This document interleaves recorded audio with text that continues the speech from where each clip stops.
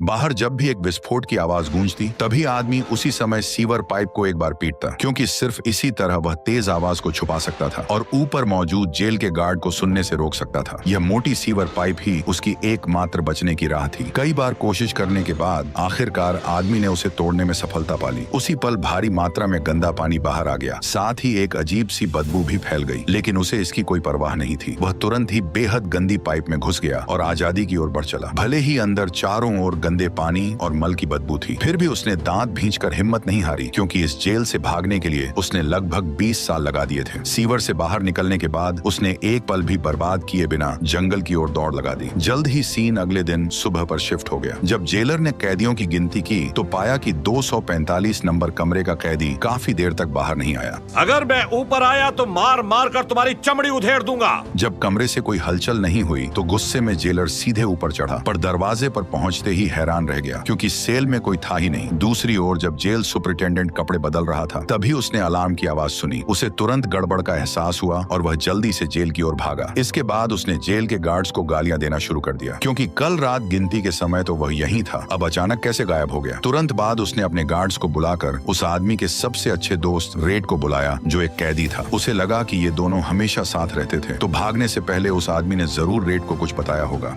कुछ भी नहीं कहा वार्डन, कुछ भी नहीं। ये सुनकर जेल सुपरिटेंडेंट और भी ज्यादा गुस्सा हो गया, क्योंकि इस जेल के बनने के बाद से आज तक ऐसा कभी नहीं हुआ था। गुस्से में आकर उसने पास पड़ा एक पत्थर उठाया और दीवार पर लगे पोस्टर की ओर फेंक दिया, लेकिन वहां से एक अजीब सी गूंज सुनाई दी। जब वह पास गया और देखा तो पाया कि पत्थर सीधे पोस्टर के आर पार चला गया और उसमें एक छोटा सा छेद कर गया। तभी उसे सब समझ आ गया। उसने तुरंत जल्दी से हाथ अंदर डाला और पोस्टर को एक झटके में फाड़ दिया। सामने दीवार में एक बड़ा सा छेद दिखाई दिया जो सीधे जेल के बाहर तक जाता था। ये दृश्य देखकर सभी लोग हैरान रह गए। आखिरकार उस आदमी ने कब इतनी बड़ी सुरंग खोद डाली थी, ये किसी को पता नहीं चला। इसके तुरंत बाद जेलर ने पुलिस कुत्तों के साथ बड़े पैमाने पर खोजबीन शुरू कर दी, लेकिन पूरे दिन की मशक्कत के बाद भी उन्हें बस एक घिस चुका हथौड़ा और एक फटी हुई पुरानी कैदी की वर्दी ही मिली। यहाँ तक कि अभी भी जेलर इस बात पर यकीन नहीं कर पा रहा था कि सिर्फ एक छोटे से हथौड़े के सहारे उसने इतनी लंबी सुरंग कैसे खोद डाली। असल में आदमी तो बस दीवार पर अपना नाम उकेरना चाहता था, लेकिन उसे अनजाने में ही पता चला कि दीवार की परत बहुत आसानी से उखड़ जाती थी। चूंकि उसे भू विज्ञान की बहुत जानकारी थी, इसलिए वह तुरंत ही समस्या की जड़ समझ गया। दरअसल जेल की लंबे समय से मरम्मत नहीं हुई थी और दीवार पर लगा सीमेंट पूरी तरह खराब हो चुका था। वह तुरंत समझ गया कि ऊपर वाले ने उसे बच निकलने का एक मौका दिया है। इसके बाद के दिनों में जब भी उसे मौका मिलता वह दीवार को खोदना शुरू कर देता। दीवार पर लगा पोस्टर उसकी खुदाई को छुपाने का एक अच्छा जुगाड़ बन गया। जो सीमेंट वह निकालता उसे वह निगरानी के दौरान चुपचाप अपनी पैंट से बाहर गिरा देता। हथौड़ा उसने रेड से मंगवाया था, जो यहाँ 20 साल से रह रहा था और बहुत जुगाड़ू था। जेलर की चाबी को छोड़कर लगभग हर चीज वह किसी न किसी तरह हासिल कर सकता था, लेकिन जेल की अचानक जांच से वो बच नहीं सकता था। आदमी अच्छी तरह जानता था कि अगर यह राज कभी खुल गया तो उसका अंजाम सिर्फ मौत ही होगा। सामने वाले को शक न हो, इसके लिए उसने दिखावा किया कि वह किताब पढ़ रहा था। जब जेलर लोगों के साथ आया तो उसने पूरी तरह सहयोग दिया ताकि वे उसकी घबराहट को न भांप सकें। जेल के गार्ड्स पीछे पीछे उसकी चीजें उलट पलट कर ढूंढने लगे, यहाँ तक कि कुर्सी के कोनों को भी नहीं छोड़ा। आदमी बस एक तरफ चुपचाप प्रार्थना करता रहा कि वे लोग पोस्टर को न फाड़ें। आखिरकार उन्होंने काफी देर तक तलाशी ली, लेकिन कुछ भी असामान्य नहीं मिला। इसी समय अब तक चुप रहा जेलर अंदर आया और फिर उसने आदमी के हाथ से बाइबल ले ली। जब जेलर ने जांच करते हुए उससे बाइबल के कुछ प्रश्न पूछे तो उसने सभी के सही जवाब दिए। असल में जेलर को भी बाइबल पढ़ना पसंद था, इसलिए वह उस आदमी के जवाबों से बहुत संतुष्ट हुआ। भले ही जेल के नियमों के अनुसार कैदियों को पोस्टर लगाने की अनुमति नहीं थी, फिर भी उसने आदमी को कुछ नहीं कहा और पोस्टर नहीं हटाया। जाते समय उसने बाइबल भी उसे लौटा दी और कहा कि मुक्ति का रास्ता इसी में छुपा है। असल में यह किताब उसने हथौड़ा छुपाने के लिए इस्तेमाल की थी और यही हथौड़ा उसकी आजादी का रास्ता था। वह आदमी एक बैंकर था जिसे अपनी पत्नी और उसके लवर की हत्या के आरोप में उम्र कैद की सजा सुनाई गई थी, लेकिन वास्तव में वह बेगुनाह था। उस दिन वह शराब पीकर नशे में था। वह सोच रहा था कि बंदूक लेकर उन्हें डरा देगा, लेकिन काफी कोशिश करने के बाद भी वो ऊपर नहीं गया। वह अपराध नहीं करना चाहता था, इसलिए वह गाड़ी चलाकर वापस चला गया और उसने वह बंदूक नदी में फेंक दी। लेकिन हैरानी की बात यह थी कि अगले दिन उसकी पत्नी और उसका लवर फिर भी मारे गए। हत्या में इस्तेमाल किया गया हथियार भी वही था, वही रिवॉल्वर जिसे उस आदमी ने नदी में फेंका था। जज ने इसी आधार पर उसे दोषी ठहराया और आखिरकार उसे शॉशैंक जेल भेज दिया। जब भी यहाँ कोई नया कैदी आता था, पुराने कैदी शर्त लगाते थे कि सबसे पहले कौन रोएगा। शुरुआत में रेड को एंडी से कोई खास उम्मीद नहीं थी। उसे लगता था कि वह दुबला पतला और कमजोर है और जरूर आसानी से डर जाएगा। बाकी साथी मानते थे कि वह मोटा आदमी सबसे पहले घुटनों के बल गिरकर माफी मांगेगा। आसपास के पुराने कैदियों की तालियों और उनकी ललचाई मचाई हुई नजरों को देखकर उस आदमी को यह सोचकर ही डर लगने लगा कि उसे यहाँ पूरी जिंदगी बितानी है। जब सभी नए कैदी अंदर आ गए तो जेलर ने यहाँ के नियम पढ़कर सुनाए। इसी दौरान एक कैदी ने अचानक पूछा कि खाना कब मिलेगा। उसने जवाब नहीं दिया बल्कि बगल में खड़े गार्ड की ओर इशारा कर दिया। तुम तब खाओगे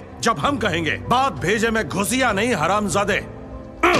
इसके बाद उन्हें उनके शरीर की गंदगी साफ करवाने के लिए ले जाया गया। जब यह सब हो गया तो उन्हें बिना कपड़ों के ही जेल की कोठरियों में लाया गया। इन नए कैदियों को यह बात अच्छी तरह समझ आ गई थी कि जैसे ही लोहे का दरवाजा बंद हुआ, उनकी जिंदगी अब उनकी नहीं रही बल्कि शॉशैंक जेल की हो गई। तभी रेड के साथियों ने रो रहे मोटे लड़के को चुप कराने के लिए अपने दोस्तों से परिचय करवाने का आइडिया दिया। लेकिन मोटा आदमी बस एक ही बात दोहराए जा रहा था, मुझे यहाँ नहीं रहना। उससे और बर्दाश्त नहीं हुआ। वह रोने और चिल्लाने लगा कि उसे घर जाना है। जल्द ही उसके शोर ने जेल के गार्ड्स का ध्यान अपनी ओर खींच लिया। जब वे पहुंचे तो मोटा आदमी और भी तेज रोने लगा और उनसे उसे जाने देने की विनती करने लगा। अंत में उसे बेरहमी से घसीटकर बाहर ले जाया गया। फिर कप्तान ने उसकी जमकर पिटाई की। आसपास के कैदी यह सब देख नहीं सके और उसके लिए रहम की भीख मांगने लगे। लेकिन किसी भी गार्ड ने उनकी एक भी बात नहीं सुनी और वे उसे बेरहमी से पीटते रहे। ज्यादा देर नहीं बीती थी कि मोटा आदमी जमीन पर पड़ा रहा और उसमें कोई हलचल नहीं हुई। इसके बाद कप्तान ने लोगों से कहा कि उसे मेडिकल रूम ले जाया जाए और बाकी कैदियों को चेतावनी दी कि अगर उन्होंने फिर शोर मचाया तो उनका भी यही हाल होगा। लेकिन जब मोटे आदमी वहां पहुंचाया गया तब तक डॉक्टर जा चुके थे और वह पूरी रात वहीं पड़ा रहा। सुबह जब डॉक्टर जल्दी जल्दी पहुंचे तब तक कुछ भी किया नहीं जा सकता था। जो कैदी उसे दोस्त बनाना चाहता था वह यह सुनकर वह यकीन नहीं कर पाया और सबको यह बात समझ आ गई कि यहाँ एक कैदी की जान की कोई कीमत नहीं थी। सब लोग पहले की तरह ही खाते पीते रहे, किसी को उसकी याद नहीं रही। जल्द ही एंडी को भी परेशानी का सामना करना पड़ा क्योंकि लड़कों के साथ बलात्कार करने वाले गे कैदी की उस पर नजर पड़ गई। किसी से टाका भिड़ा या नहीं? किसी ने अब तक तेरा गेम बजाया या नहीं? ये समझने के बाद उसने चुपचाप मुड़कर जाने का फैसला किया। लेकिन सामने वाला उसे छोड़ने के मूड में नहीं था। उस दिन आदमी हमेशा की तरह लॉन्ड्री में काम कर रहा था। तभी एक सहकर्मी ने उसे स्टोर रूम से ब्लीचिंग पाउडर लाने के लिए बुलाया। उसने बिना किसी हिचकिचाहट के हाँ कर दी। लेकिन जैसे ही वह सामान लेने के लिए झुका, वही गे आदमी अचानक बिना कोई आहट किए उसके पीछे आ खड़ा हुआ। उसके साथ दो और लोग भी थे जिन्हें शॉशैंक की 3 बहनें कहा जाता था। आदमी को तुरंत गड़बड़ का एहसास हुआ। उसने जल्दी से ब्लीचिंग पाउडर उठा लिया। लेकिन जैसे ही वो कुछ करने वाला था, उनमें से एक ने पीछे से आकर उसे कसकर पकड़ लिया। नतीजा साफ था, वह उन लोगों के सामने टिक नहीं पाया और अपनी बेल्ट खुलवाने के लिए मजबूर हो गया। यहीं से उसकी 2 साल लंबी अपमानजनक जिंदगी की शुरुआत हो गई। आने वाले दिनों में 3 बहनें अक्सर उसे ढूंढ लेती थी। इसी वजह से उसके शरीर पर हमेशा चोटों के निशान रहते थे। अगर ऐसा ही चलता रहा तो वह ज्यादा दिन तक यह सब सहन नहीं कर पाता। तीसरे साल के बाद हालात में एक नया मोड़ आया। जेल की छत की मरम्मत की जरूरत थी और इसके लिए उन्हें 10 कैदियों की जरूरत पड़ी। कैदी अच्छी तरह समझते थे कि खास काम का मतलब होता था ज्यादा पैसा, इसलिए हर कोई उन 10 में शामिल होना चाहता था। लेकिन जगह सीमित थी। पर रेड के लिए ये कोई मुश्किल की बात नहीं थी। उसने 10 पैकेट सिगरेट देकर जेलर को मना लिया और अपने सभी साथियों के नाम उस सूची में शामिल करवा दिए। उसने उन 10 लोगों में एंडी का नाम भी डलवा दिया। वह उसके हालात को अच्छी तरह समझता था, इसलिए वह इस बेचारे की मदद करना चाहता था। कम से कम मरम्मत के इस काम के दौरान 3 बहनें उसे परेशान नहीं कर पाई। इसी दौरान उस आदमी को खुद को साबित करने का एक मौका मिल गया। टीम लीडर गार्ड से बातचीत करते हुए अनजाने में यह बता बैठा कि उसके भाई ने मरने के बाद एक बड़ी विरासत छोड़ी है, जिसमें से सिर्फ 4 लाख रुपए उसके हिस्से में आए हैं। लेकिन सरकार उसमें से लगभग आधा टैक्स वसूलने वाली है, जिससे वह बेहद परेशान है। बैंक कर्मचारी होने के नाते उस आदमी के दिमाग में तुरंत एक जबरदस्त आइडिया आया। वह सीधे कप्तान की ओर बढ़ गया। उसे आगे आते देखकर उसके साथियों की तो जैसे सांसें ही थम गईं। कैप्टन हैगली, अपनी बीवी पर भरोसा है? यह देखकर कप्तान को अचानक शर्मिंदगी महसूस हुई और उसने उसे यहीं से नीचे धक्का देने का मन बना लिया। लेकिन इससे पहले कि वह उसे नीचे फेंक पाता, उस आदमी ने तुरंत कहा कि वह उसे उसके 4 लाख रुपए बिना टैक्स दिए दिलवा सकता है और इसके लिए उसे 1 भी रुपया देने की जरूरत नहीं पड़ेगी। यह सुनते ही गार्ड अचानक रुक गया। उस आदमी ने बताया कि उसने पहले भी ऐसे कई लोगों की मदद की थी और वह उसकी भी मदद करना चाहता है। लेकिन उसकी शर्त बस इतनी थी कि वह सब कैदियों को 3-3 बोतल ठंडी बियर पिलाए। कैप्टन को पता था कि वह एक बैंक मैनेजर था और वो इस मामले में एक्सपर्ट था, इसलिए उसने बिना किसी हिचकिचाहट के उसकी बात मान ली। पर फिर भी बाकी लोगों में अभी भी डर था कि कहीं सामने वाला गुस्से में आकर उस आदमी को मार न डाले। आखिरकार सबने सच में बियर पी, जो उनके लिए सबसे बड़ी खुशी की बात थी। ये सब हिस्ट्री के सबसे सख्त जेलर द्वारा अपनी ही जेब से खरीदी गई बियर थी। उस पल धूप सब पर पड़ रही थी। वे अब कैदी नहीं बल्कि आम मजदूरों की तरह लग रहे थे, जो काम खत्म होने के बाद दोपहर की चाय का आनंद ले रहे हों। यही वह चीज थी जिसे वह आदमी देखना चाहता था। वह चाहता था कि सब लोग बाहर के लोगों की तरह सामान्य सामान्य जीवन जी सकें, भले ही कुछ मिनटों के लिए ही क्यों ना हो। जल्द ही छत की मरम्मत का काम अंतिम चरण में पहुंच गया और वे फिर जेल लौट आए। उस दिन लंबे समय से अकेली पड़ी 3 बहनें फिर उसके पास आ गईं। उनकी बेइज्जती का सामना करते हुए उस आदमी ने इस बार चुप रहने के बजाय गुस्से में हमला कर दिया, लेकिन नतीजा यह हुआ कि उसे और भी ज्यादा टॉर्चर झेलना पड़ा और कुछ ही देर में उन्होंने उसे काबू में कर लिया। अब मैं अपनी जिप खोलने वाला हूँ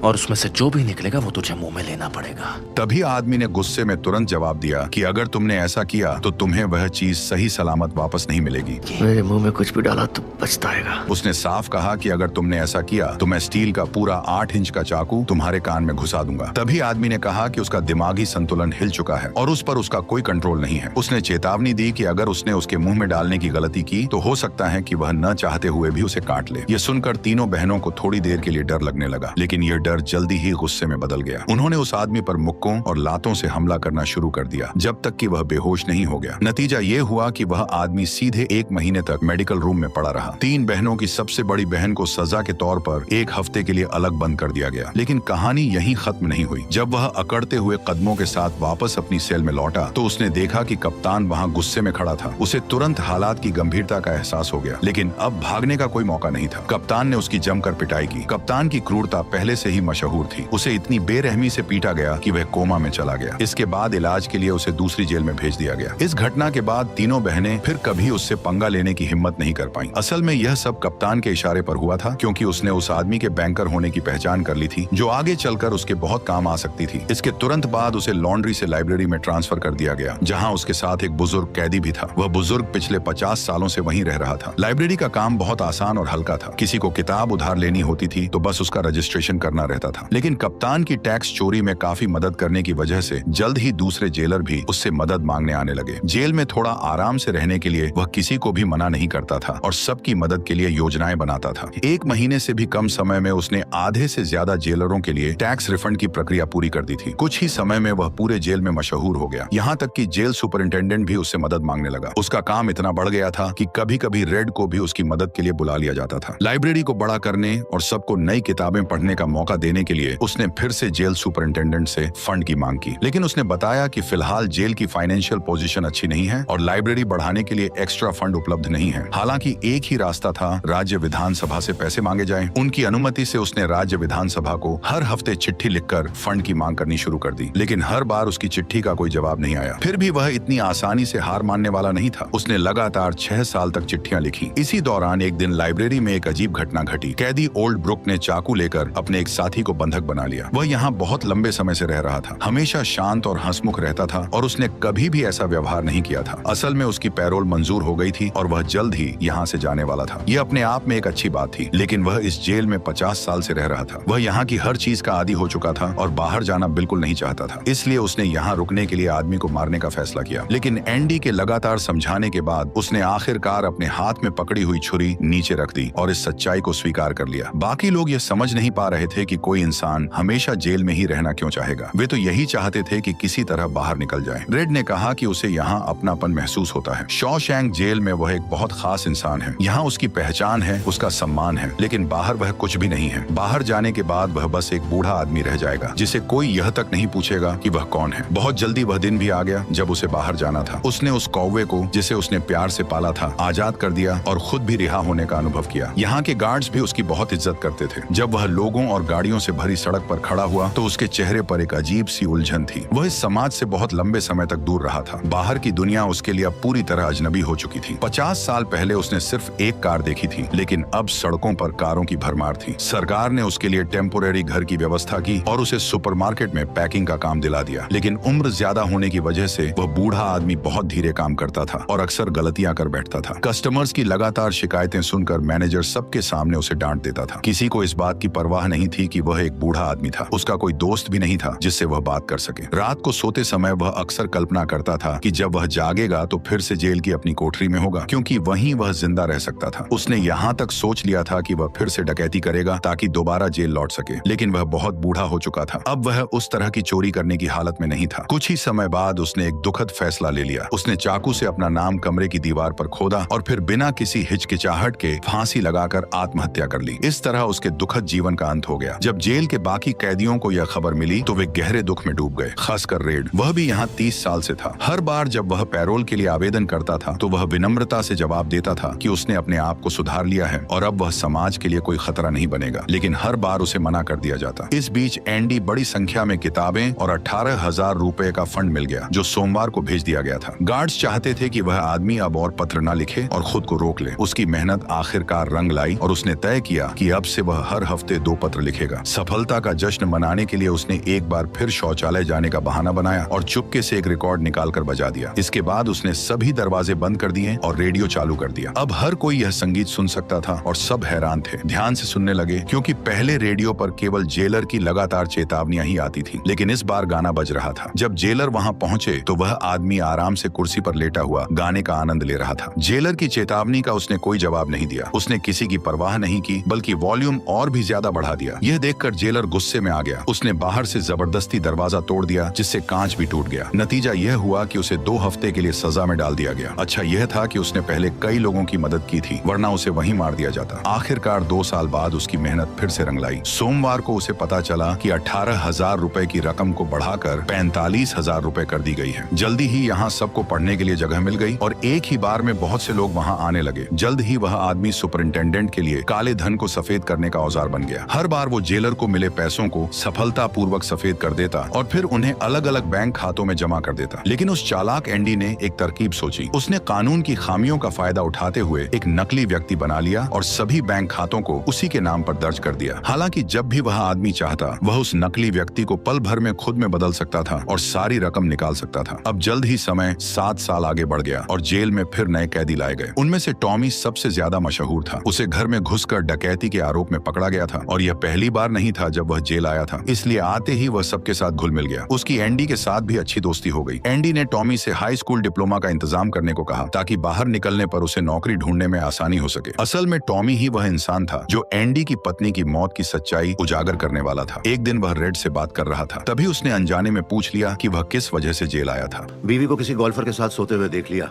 वहीं भून डाला। यह सुनकर टॉमी को अचानक 4 साल पुरानी एक घटना याद आ गई। उस समय वह एक दूसरी जेल में सजा काट रहा था। एक दिन उसके पास एक कैदी आया जो खास तौर पर घरों में चोरी करता था और अपने गुनाहों को बढ़ चढ़कर बताना उसे बहुत पसंद था। उसने अपने हाल ही के एक अपराध के बारे में बताया और कहा कि वह एक गोल्फ कोच के घर में घुस गया था। वहाँ उसने उस आदमी को एक औरत के साथ रोमांस करते हुए पकड़ लिया। गुस्से में आकर उसने दोनों की हत्या कर दी। बाद में उसे पता चला कि वह औरत पहले से शादीशुदा थी। उसका पति एक बड़ा बैंकर था और वह बैंकर कोई और नहीं बल्कि सामने बैठा एंडी ही था। सुनते ही एंडी सब समझ गया। उसी पल उसे एहसास हो गया कि उस साल जो हुआ था उसकी सच्चाई यही थी। वह पूरी तरह निर्दोष था। इसके बाद एंडी तुरंत जेलर के पास गया। उसे उम्मीद थी कि अब दोबारा मुकदमा शुरू होगा और उसे न्याय मिलेगा। लेकिन हैरानी की बात यह थी कि जेलर, जो उसे सिर्फ पैसे कमाने का जरिया मानता था, साफ कह बैठा कि टॉमी ने यह कहानी सिर्फ उसे खुश करने के लिए कही है। एंडी जानता था कि असल वजह क्या है। वह आदमी उसे यहाँ से जाने ही नहीं देना चाहता था। सर, अगर मैं रिहा हो भी गया तो आपके खिलाफ कभी मुंह नहीं खोलूंगा। उस पैसे के लिए जितने गुनाहगार आप हैं, मैं भी हूँ। ये सुनते ही जेलर को जबरदस्त गुस्सा आ गया। उसने अपने आदमियों को बुलाया और एंडी को जबरन बाहर निकालकर 1 महीने के लिए अंधेरी सजा में डाल दिया। इसके बाद उसने टॉमी को बुलवाने के लिए लोगों को भेजा। टॉमी को जरा भी अंदाजा नहीं था कि यह सब जेलर द्वारा बिछाया गया एक जाल है। पहले वार्डन ने उससे बड़े शांत तरीके से बात की, उसे सिगरेट पिलाई और भरोसे में लेने की कोशिश की ताकि यह पक्का हो जाए कि एंडी का मामला वैसा ही है जैसा टॉमी ने बताया था। तभी टॉमी ने साफ साफ कहा कि उसने जो कुछ भी बताया है वह पूरी तरह सच है और वह कोर्ट में गवाही देने के लिए भी तैयार है। यह सुनकर वार्डन ने राहत की सांस ली। फिर उसने जमीन पर गिरी सिगरेट को मसल दिया और ऊपर खड़े कप्तान को इशारा किया। इसके बाद वही हुआ जिसकी उम्मीद थी। टॉमी को बेरहमी से मरवा दिया गया। पहले से बहाना तैयार था। कहा गया कि टॉमी जेल से भागने की कोशिश कर रहा था। पकड़े जाने पर उसने हमला किया, इसलिए मजबूरी में उसे गोली मारनी पड़ी। इसके बाद वार्डन ने एंडी से संपर्क किया, जो अभी भी सजा के तौर पर अलग रखा गया था। उसने उससे दोबारा काम पर लौटने की उम्मीद जताई, लेकिन जब एंडी ने मना कर दिया तो वार्डन धमकियों पर उतर आया। उसने कहा कि वह लाइब्रेरी जला देगा ताकि कोई किताब न पढ़ सके, या फिर उसे शॉशैंक की 3 बहनों के साथ बंद कर देगा और तब उसे बचाने कोई नहीं आएगा। आखिरकार जब कोई रास्ता नहीं बचा तो एंडी को मजबूरी में समझौता करना पड़ा, लेकिन उन्हें क्या पता था कि वह आदमी बहुत जल्द उनकी नाक के नीचे से भागने वाला है। इसके बाद वह रेड से विदा लेने गया और पहली बार खुलकर अपना सपना बताया। उसने कहा कि वह एक छोटे से शहर जिहुआटाने जो जाना चाहता है, जो प्रशांत महासागर के किनारे बसा है। वहाँ वह एक पुरानी नाव खरीदेगा खरीदेगा, उसे अपने हाथों से ठीक करेगा और फिर एक छोटा सा रेस्टोरेंट खोलेगा जहां वह अपनी बाकी जिंदगी शांति से बिताएगा। इतना कहने के बाद उसने रेड से एक और मदद मांगी। उसने कहा कि अगर कभी तुम बाहर जाओ तो एक जगह है जिसे बक्सटन कहते हैं, वहाँ एक खुला घास का मैदान है। उसके उत्तर छोर पर एक बड़ा शहतूत का पेड़ खड़ा है। उसी पेड़ के पास पत्थरों से बनी एक छोटी सी दीवार है। उन पत्थरों के बीच एक काली ज्वालामुखी की चट्टान है। उसके नीचे कुछ दफन है। मैं चाहता हूँ कि वह खास चीज तुम रखो। ये सुनकर रेड पूरी तरह हैरान रह गया। उसे समझ नहीं आया कि एंडी अचानक ऐसी अजीब सी बातें क्यों कर रहा है। वह यही सोचता रहा कि शायद लंबे समय हो रहे टॉर्चर ने उसके दिमाग पर असर डाल दिया है। उस दिन एंडी हमेशा की तरह वार्डन के लिए काले धन को सफेद कर रहा था, लेकिन जैसे ही वार्डन तिजोरी का दरवाजा खोलने गया, एंडी ने बेहद चालाकी से अपने हाथ में मौजूद असली दस्तावेजों को नकली दस्तावेजों से बदल दिया। वार्डन को जरा सी भी भनक नहीं लगी। उसने बिना किसी शक के वे कागज तिजोरी में रख दिए। जाते जाते वार्डन ने खास तौर पर एंडी से कहा कि वह उसके चमड़े के जूते अच्छी तरह साफ कर दे। एंडी ने जूते चमका दिए, लेकिन फिर वही जूते खुद पहन लिए। रेड उसकी यह हालत देखकर बेहद परेशान हो गया। जैसे ही जेल में लाइट बंद हुई, उस आदमी ने अपनी कैदी की वर्दी उतार दी और वार्डन से चुराया हुआ सूट पहन लिया। आखिरकार 20 साल की मेहनत के बाद दीवार के पीछे खोदी गई सुरंग पूरी तरह तैयार थी। आज की रात ही वह आजाद होने वाला था। रात के अंधेरे का फायदा उठाकर उसने अपनी योजना को अंजाम दिया और सफलतापूर्वक जेल से बाहर निकल गया। अगले ही दिन वह बैंक पहुंचा और वार्डन के सारे काले पैसे निकाल लिए। फिर एक स्पोर्ट्स कार खरीदी और किसी और जगह निकल गया। जब वार्डन ने दोबारा तिजोरी खोली तो वहाँ उसे सिर्फ वही बाइबल मिली। शक होने पर उसने बाइबल का पिछला हिस्सा खोला। अंदर एक बड़ा सा खोखला हिस्सा था। तभी उसे सब समझ आ गया, लेकिन तब तक बहुत देर हो चुकी थी। उस आदमी ने वार्डन की घूसखोरी और मर्डर्स से जुड़े सारे सबूत अखबार को भेज दिए थे। खबर मिलते ही फेडरल जांच एजेंसी के लोग जेल पहुंच गए। वार्डन के साथ मिला हुआ कप्तान भी कानून की सजा से नहीं बच पाया। वार्डन जानता था कि अगर वह जेल गया तो या तो उसे गोली मार दी जाएगी या फिर वही कैदी उसे मार डालेंगे जिन्हें वह सालों तक कुचलता रहा था। घुट घुट कर जीने से बेहतर उसने आत्महत्या करना ही ठीक समझा और सब कुछ खत्म कर दिया। मरते दम तक वह यह नहीं समझ पाया कि उस आदमी ने उसे इतनी चालाकी से कैसे बर्बाद कर दिया। एंडी चला गया था, लेकिन शॉशैंक जेल में उसकी कहानियां आज भी जिंदा थीं। सभी लोग उसकी बहुत तारीफ करते थे। जो आदमी देखने में कमजोर लगता था, वह भी अपने दिमाग से वार्डन के एल लगा गया। वार्डन की मौत के बाद सबकी जिंदगी काफी बेहतर हो गई और रेड को भी अपनी तीसरी पैरोल अर्जी का मौका मिला। वह पहले ही 40 साल से कैद था और इस बार जेलर ने आखिरकार उसकी अर्जी मंजूर कर ली। वह ठीक उसी तरह जैसे कभी बूढ़े ब्रुक्स ने किया था, एक साफ सुथरा सूट पहनकर जेलर के सामने जेल के मेन गेट से बाहर निकल गया। लेकिन वापसी के रास्ते में भी उसके चेहरे पर वही परेशानी और उलझन था। शहर पहुंचते ही उसे उसी कमरे में रखा गया जहां ब्रुक्स रहता था और वहीं सुपरमार्केट की नौकरी भी दी गई। ये साफ था कि वह बाहर की जिंदगी के लिए आदी नहीं हुआ था, क्योंकि वह अक्सर एक ही सवाल करता था। फ्रेश होके आओ बॉस।